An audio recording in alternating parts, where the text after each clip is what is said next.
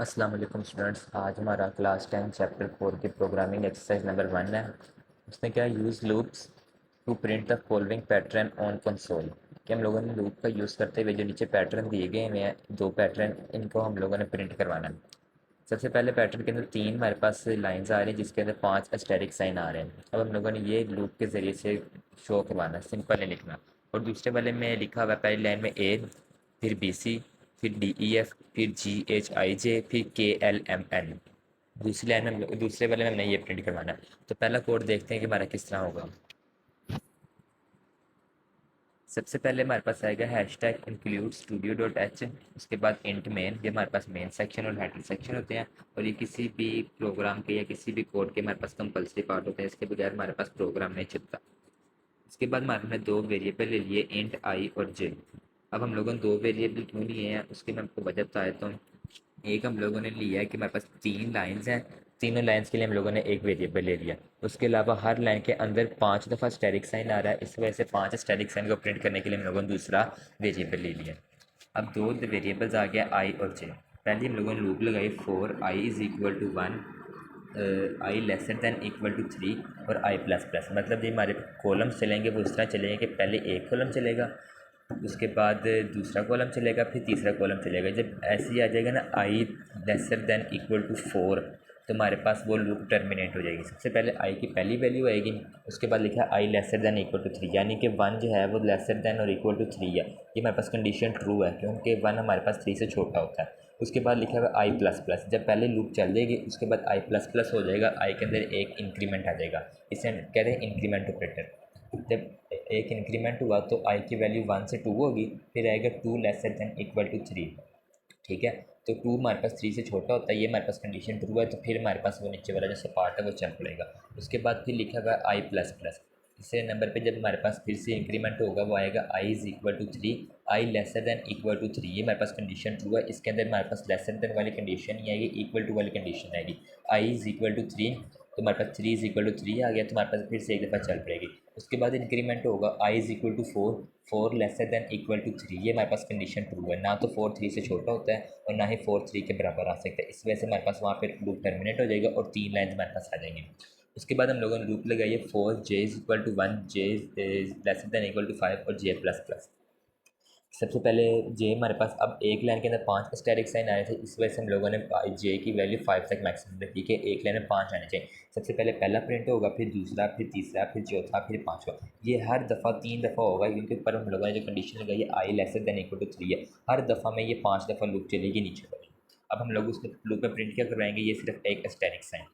ठीक हो गया, हर स्टैटिक साइन 5 दफ़ा चलेगी तो 5 दफ़ा स्टैटिक साइन प्रिंट हो जाएंगे। उसके बाद तीन लाइनें बनानी है, तो हर दफ़ा तीनों लाइनों में 5 दफ़ा नीचे वाली लूप चलेगी, तो 5 दफ़ा हमारे पास स्टैटिक साइन प्रिंट हो जाएगा। अब हम लोगों ने जब नेक्स्ट लाइन में जाना उसके लिए हम लोगों ने बैक स्लैश एन लगा लिया, क्योंकि नेक्स्ट लाइन में जाने के लिए हमारे पास फॉर्मेट स्पेसिफाई नहीं, सॉरी एस्केप सीक्वेंस ये होता है। इस वजह से हम लोग अब ये लगा लेंगे और ये हमारे पास लूप खत्म हो जाएगी। अब इसको रन करके देखते हैं कि हमारे पास ये किस तरह से चलता है। जी, तो देखिए हमारे पास अब तीन लाइन्स आ गई, तीनों लाइन्स के अंदर 5-5 दफ़ा हमारे पास एस्टेरिक साइन आ गए। तो ये था हमारा आज का कोड, बहुत ईजी सा था, इसको आप ध्यान में उठा लें। Thank you. अच्छा स्टूडेंट्स, अभी इसी का हम लोग दूसरा पार्ट करते हैं, जिसके अंदर इसमें लिखे हैं हम लोगों ने एक लाइन में ए, दूसरी में बी सी, तीसरे में डी ई एफ, चौथे में जी एच आई जे और आखिरी में हम लोगों ने के एल एम एन प्रिंट करवाना है। ठीक हो गया, अब इसको हम लेके चलते हैं कि हमारा कोड किस तरह होगा। सबसे पहले हमारा काम वही होता है जैसे कि आप सबको पता है, hash tag include studio dot H और इंट मेन। ये हमारे पास मेन सेक्शन और हेडर सेक्शन होते हैं, ये कंपलसरी पार्ट होते हैं। उसके बाद अब हम लोगों ने दो वेरिएबल्स ले लिए, एक आई एक जे। एक हमारे पास आएगा कि कितने लाइन्स हैं, ए पहली लाइन में ए, दूसरी लाइन में ए बी सी, तीसरी लाइन में 5 लाइन्स है उसके लिए आई ले लिया। उसके बाद हर लाइन में जितने वेरिएबल प्रिंट करने हैं उसके लिए अलग वेरिएबल ले लिया। ठीक है, उसके बाद अब हम लोगों ने एक वेरिएबल लिया करेक्टर टाइप का ए, क्योंकि हमारे पास जो सी काम स्टार्ट हो रहा है, जो सब हमारे पास पैटर्न दिया है वो स्टार्ट हो रहा है ए से, इस वजह से हम लोगों ने एक करेक्टर टाइप वेरिएबल ले लिया ए। अब पहले हम लोगों ने लूप लगाई for i is equal to one, i lesser than equal to five, i plus plus. अब इसका मतलब है कि हमारे पास 5 लाइन है ना, तो हर लाइन्स के लिए हम लोगों ने एक आई वेरिएबल ले लिया, पहली लाइन, फिर उसके बाद दूसरी लाइन, फिर तीसरी लाइन, फिर चौथी लाइन, फिर पाँचवीं लाइन। जैसे ही हमारे पास आई की वैल्यू 6 होगी इंक्रीमेंट की वजह से, तो हमारे पास लूप टर्मिनेट हो जाएगी, हमारे पास प्रोग्राम खत्म हो जाएगा। उसके बाद अंदर हम लोगों ने एक और लूप लगाई जे इज इक्वल टू वन, अब इसका मतलब है कि हर लाइन में कितने वेरिएबल आने हैं। पहले लाइन में पहला वेरिएबल आएगा और हम लोगों ने लिखा है जे लेसर देन इक्वल टू 5। अगर ऊपर आई की वैल्यू 1 होगी तो नीचे जे की वैल्यू भी 1 होगी। और यहाँ पर हमारे पास लूप एक दफ़ा चलेगी नीचे वाली।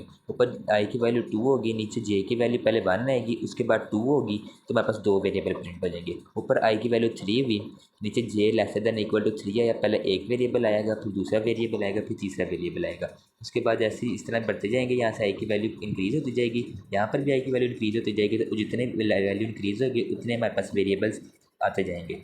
एंड पे लिखते जे प्लस प्लस, इसमें भी एक इंक्रीमेंट आएगा। उसके बाद अब हम लोगों ने प्रिंट क्या कराना है, इसके अंदर %c और इसके अंदर हम लोगों ने सी एच की वैल्यू प्रिंट करानी है, जो कि हमारे पास है ए।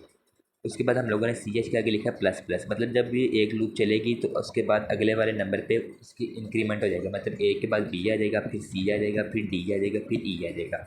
उसके बाद हम लोगों ने नेक्स्ट लाइन में प्रिंट कराया %n। अब हम लोग %n इसके साथ भी करा सकते थे, लेकिन हमने नहीं किया। इसकी वजह क्या है कि अगर हम लोग इसको साथ कराते हैं तो हर वेरिएबल नेक्स्ट लाइन पे आना था, लेकिन हम लोग को पैटर्न चाहिए कि पहली लाइन में एक, दूसरी लाइन में दो, तीसरी लाइन में तीन, इस तरह का पैटर्न चाहिए। इस वजह से हम लोगों ने अलग इसको प्रिंट एफ को दिखाया। अब इसको रन करके देखते हैं किस तरह हमारे पास प्रोग्राम चलता है।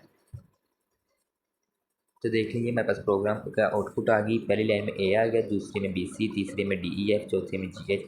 अब ये हमारे पास इसके आउटपुट है और वो हमारे पास इसका कोड था। Thank you.